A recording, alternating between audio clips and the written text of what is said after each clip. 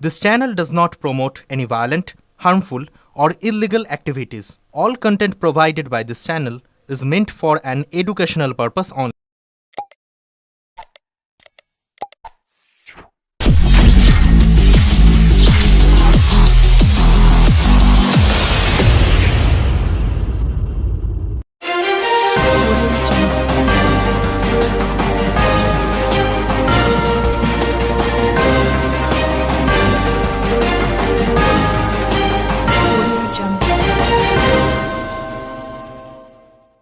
আজ মোহাম্মদ মহসিনের 294তম জন্মদিবসে শ্রদ্ধাঞ্জলি।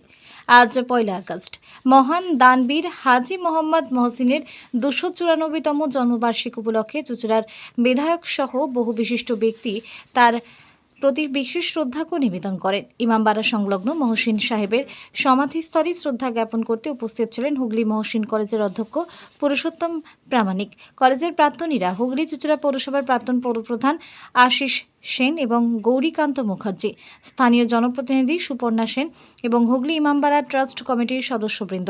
শ্রদ্ধা জ্ঞাপন অনুষ্ঠানে বিধায়ক বলেন, যিনি তার সম্পত্তি মানুষের কল্যাণে দান করে গিয়েছিলেন তাকে চিরকালই কৃতজ্ঞ চিত্তে স্মরণ করবে সমাজ। ভারতের ইতিহাসে তার অবদান অমলিন। দিনভর হুগলি মহসিন কলেজ এবং ইমামবাড়া সদর হাসপাতালে নানা অনুষ্ঠানের মাধ্যমে এই মহৎ দানবীরের স্মৃতিকে সম্মান জানানো হবে। সমাজসেবামূলক কর্মসূচি এবং সাংস্কৃতিক পরিবেশনার মধ্য দিয়ে দানবীর সাহেবের দানশীলতা এবং মানব সেবার আদর্শকে তুলে ধরা হবে বলে জানান। আদির রিপোর্ট, আমার কলকাতা নিউজ। এলাকার সমস্ত নাগরিকবৃন্দ এখানে শ্রদ্ধা অর্পণ পর্ব আমরা সমাপ্তি ঘোষণা করছি। আজকে সারাদিন অনেক অনুষ্ঠান আছে। আমাদের হাসপাতাল সেখানে প্রোগ্রাম আছে হুগলির মহসিন কলেজে, হাসপাতালে 10:30 এবং অনুষ্ঠান আজকে এখানেই সমাপ্তি ঘোষণা করলাম। চলে এলাম হুগলি মহসিন কলেজের প্রিন্সিপাল এবং তাদের অ্যালুমিনি তারা এসছেন।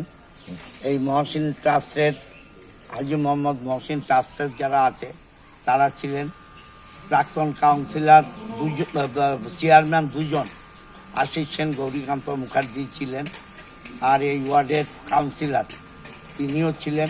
এই ট্রাস্টের যারা কাজ দেখাশুনো করেন গৌতমবাবু, তিনি সর্বতভাবে চেষ্টা করছেন যাতে এই প্রপার্টি এবং হাজী মোহাম্মদ মহসিনের সমস্তটাই কীভাবে রক্ষণাবেক্ষণ করা যায়।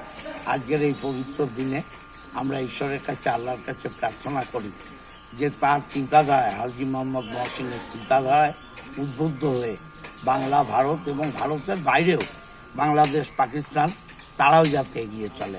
নমস্কার।